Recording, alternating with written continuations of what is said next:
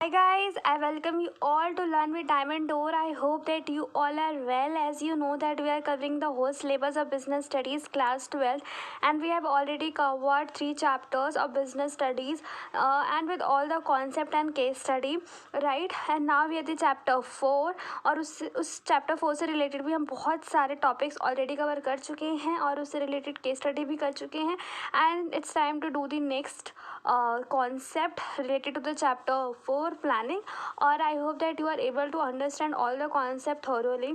ठीक है, जिसकी वीडियो बन चुकी है. And if you have any doubt then आपको कुछ नहीं करना, सिर्फ कमेंट बॉक्स में कमेंट लिखना है कि ये टॉपिक या फिर ये पॉइंट नहीं समझ में आया है. So I will try my best. Right, so let's start with the topic of today's video. Right, तो यहाँ पे लिखा हुआ टाइप्स ऑफ प्लान. तो आज हम प्लान को समझेंगे और गाइस ये वीडियो थोड़ी सी लंबी हो सकती है because we have 8 types of plan and we need to do all 8 type of plan in detailed. So be patient. Right, तो इसमें लिखा हुआ टाइप्स ऑफ प्लान. ठीक है, कितने तरह के प्लान होते हैं अब हम समझेंगे. ठीक है, उससे पहले वी नीड टू अंडरस्टैंड कि हमारे पास दो ऐसे सिंपल मतलब ओवरऑल कह सकते हैं जनरल प्लान होते हैं जिनका नाम है सिंगल यूज़ प्लान और स्टैंडिंग प्लान. तो नाम से पता चल रहा है. ठीक है, सिंगल यूज़ प्लान जो एक बार के लिए प्लान बनाते हैं एक पर्टिकुलर टास्क के लिए जो एक ही बार यूज़ हो सकता है, अगेन आप उसे यूज़ नहीं कर सकते. स्टैंडिंग प्लान आते स्टैंडर्ड वन जिसको आप मतलब मल्टीपल टाइम्स यूज़ कर सकते हो. तो लिखा हुआ सिंपल प्लान को बताया गया what is plan as a specific action propose to help the organization achieve its objective. It is a document that outlines how the goals are going to be met. ठीक है, सिर्फ एक क्या बोल रहा है इसको, एक स्पेसिफिक एक्शन को बताता है. ठीक है, जो ऑर्गेनाइजेशन को हेल्प करता है अपने ऑब्जेक्टिव को फुलफिल करने के लिए. एक ऐसा डॉक्यूमेंट है जो कि गोल्स इसमें लिखे होते हैं जो हमें मेट करने होते हैं. ठीक है ना, प्लान इज जस्ट क्या कह सकते हैं उसको, एक फ्रेमवर्क है, एक ब्लू प्रिंट है फॉर द ऑर्गेनाइजेशन ऑब्जेक्टिव.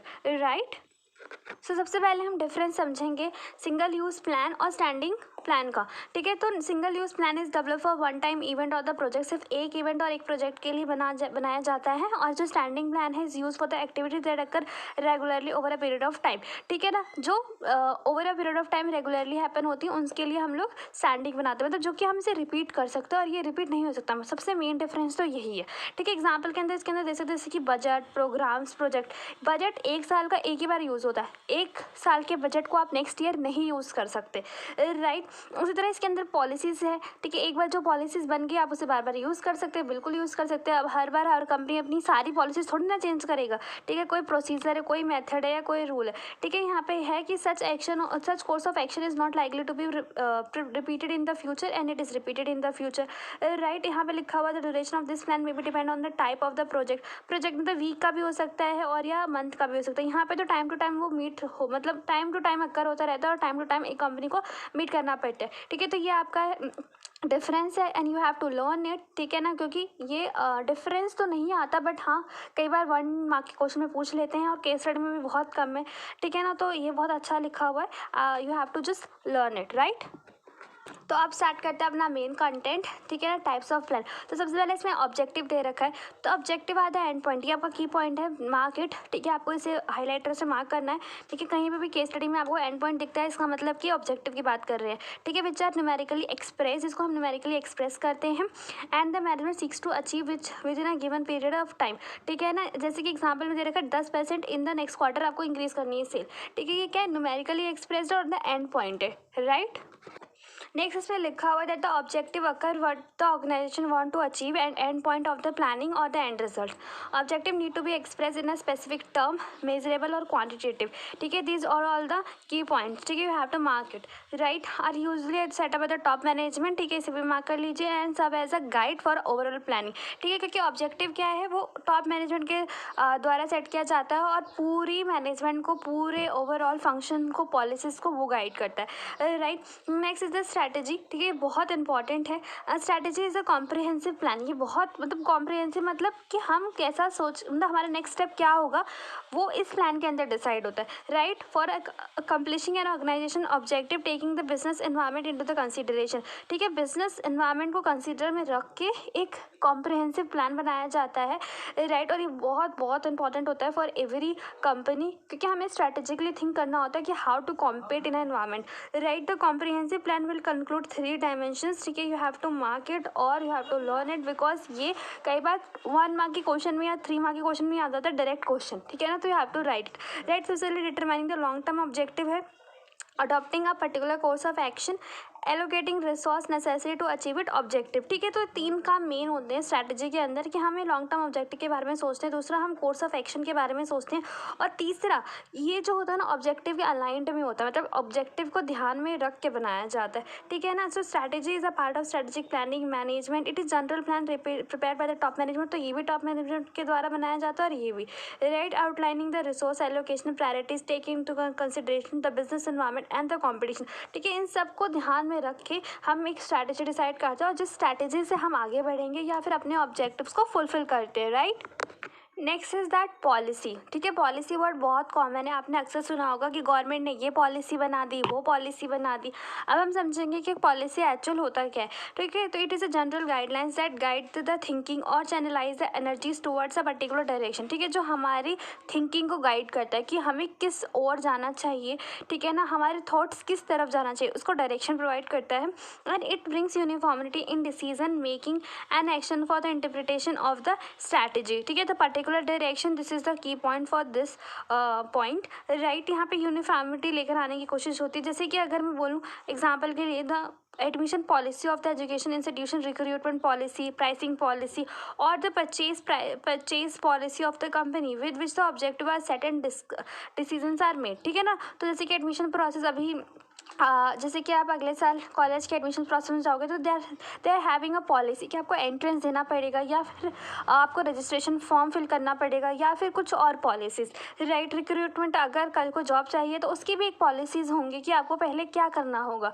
ठीक है ना, आपके पास ये स्किल होनी चाहिए या नहीं, ये हमारी पॉलिसी है। ठीक है, इस तरह की पॉलिसी है, मतलब एक पर्टिकुलर यूनिफॉर्मिटी लाने की जो बात होती है ना, ऑब्जेक्टिव को ध्यान में रख के उसको हम पॉलिसी बोलते हैं, राइट। इसमें लिखा हुआ that policies are the general form of standing loan. तो इसे आप मार्क कर लीजिए, इसमें एग्जांपल पूछ सकते हैं कि एग्जांपल ऑफ स्टैंडिंग लोन भी आ सकता है, right. That specify the organization response to a certain situation like admission policy of education institution. If there is any established policy it become easier to resolve the problem. ठीक है ना, अगर policy बनी रहेगी तो अच्छा रहेगा किसी भी कॉलेज के लिए या किसी भी कंपनी के लिए to recruit the employees. Because क्या होगा, पॉलिसी बनी रहेगी, सिंपल, वो आपके पास आएंगे, उन्हें आपको सिर्फ पॉलिसी के अकॉर्डिंग बता देना है आपके पास ये सामान होना चाहिए, that is the process and that is the policy for the company, right. Define the broad parameter within which manager में फंक्शन। ठीक है ना, जिसके अंदर एक मैनेजर को फंक्शन करना पड़ता है, right. Decision taken under the purchase policy may be should be the company make और buy it requirement of the packages. ठीक है, तो जैसे कि कोई कंपनी होती है, उसका डिसीजन डिपेंड करता है पॉलिसीज़ पे कि हम प्रोडक्ट बनाएंगे या फिर खरीदेंगे। ठीक है ना, तो अगर पॉलिसीज़ बनी रहेंगी तो इतना टाइम नहीं लगेगा ना डिसाइड करने में। अगर पॉलिसी है कि हमें सिर्फ खरीदना है, ठीक है, तो manager they don't think and they don't have to waste the time to think कि हमें बनाना है कि परचेज करना है। ठीक है, सिंपल पॉलिसी है, परचेज करना है, they just go and by the product, right. Next is that procedure. ठीक है ना, procedure consist of the sequence of the routine step. तो जहाँ भी आपको स्टेप दिख जाए या फिर सीक्वेंस दिख जाए, किसी भी ऑब्जेक्टिव को पूरे करने का जो प्रोसेस होता है, जो स्टेप होगा ना, जिस स्मॉल स्टेप्स को चढ़ के आप अपने ऑब्जेक्टिव या फिर जो भी एक्टिविटी है उसको पूरा करोगे, उसी को हम क्या बोलते हैं, प्रोसीजर। ठीक है, आप routine step performed in a chronological order to carry out the activities. इसका बहुत अच्छा एग्जांपल है जो प्रोसेस कंपनीज होती हैं या क्रूड ऑयल की कंपनीज होती हैं। ठीक है, क्योंकि वहाँ पे बहुत लंबा उनको प्रोसीजर फॉलो करना पड़ता है। ठीक है, तो उनको क्रोनोलॉजी में चलना पड़ता है, मतलब स्टेप बाय स्टेप चलना पड़ता है। वो किसी स्टेप को छोड़ के डायरेक्ट 10th स्टेप पे नहीं पहुँच पाती, right. It detail the exact manner in which any work to be perform, procedure for reporting the progress in a production, procedure for requisition supplies before production. ठीक है, तो ऑल सच मतलब ये सब पॉसिबल सिर्फ और सिर्फ प्रोसीजर की वजह से ही हो पाता है, right. Next is method. The method is a prescribe way और a manner in which a task to be perform taking into the consideration the objective of the organisation. ठीक है, तो एक ऐसा मैनर होता है जिसके अंदर हमें एक टास्क को परफॉर्म करना होता है। किसी भी चीज़ को बनाने का एक मेथड होता है, ठीक है ना। जैसे कि प्रोजेक्ट को बनाने का भी एक सही मेथड होता है, काम करने का भी एक सही मेथड होता है। ठीक है, तो वो उसी मेथड की बात करें कि कोई मैनर होता है। ठीक है ना, अभी आप कंफ्यूज मत होना, जो हमने प्रोसीजर पढ़ा, procedure is like a step, method नहीं। मेथड तो बनाना हो जाएगा ना।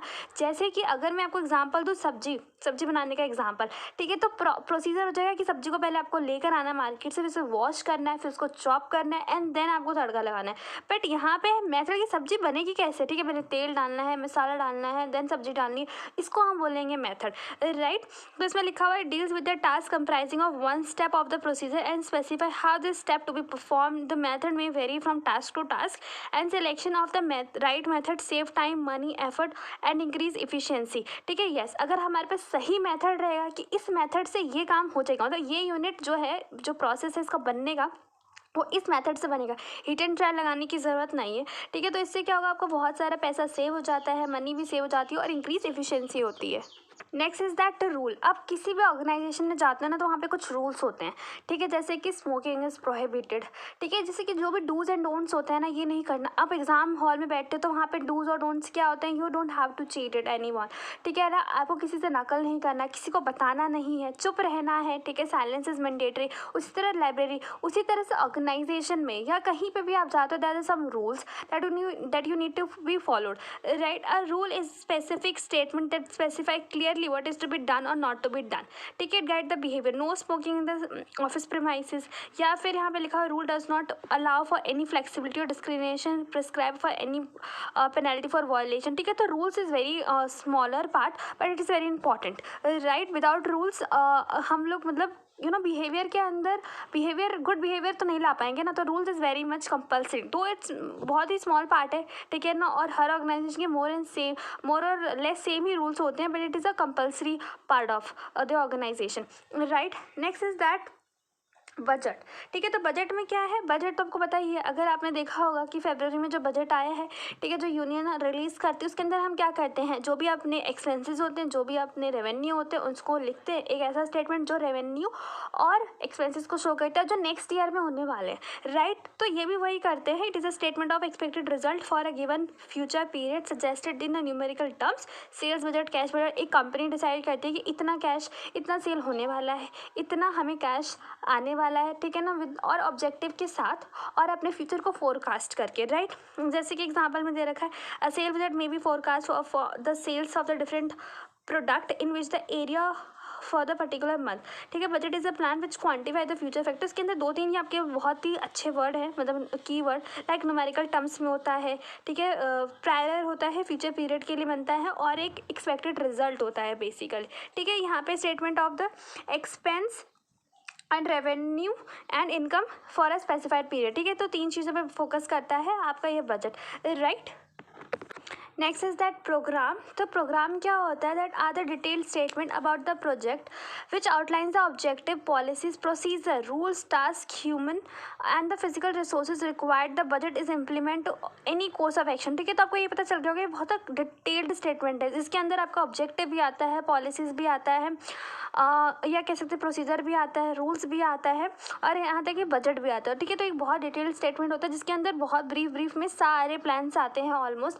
मैं बहुत अच्छा एग्जांपल देती हूँ, जैसे कि अगर आप 12th के बाद कोई प्रोग्राम करेंगे, कोई डिग्री करेंगे, तो वो प्रोग्राम है, उसके अंदर सब कुछ आएगा, आपका एजुकेशन, ठीक है, आपकी क्या प्रोजेक्ट्स है, आपने क्या इंटर्नशिप करे, ठीक है ना, तो उसको हम प्रोग्राम बोलेंगे। उसी तरह से एक कंपनी होती है, उसका एक प्रॉपर एक स्टेटमेंट रहता है हर चीज़ का, ठीक है, that is called programme. Construction of the shopping mall, अभी क्या है, construction of the shopping mall के अंदर जो एक प्रोग्राम होगा, उसके अंदर सारी डिटेल चीज़ें लिखी होंगी कि उसका ऑब्जेक्टिव क्या है, कि जो भी आपका मॉल है वो उसका ऑब्जेक्टिव क्या है, कि कितने फीट बनना चाहिए, कितना ब्यूटीफुल बनना चाहिए।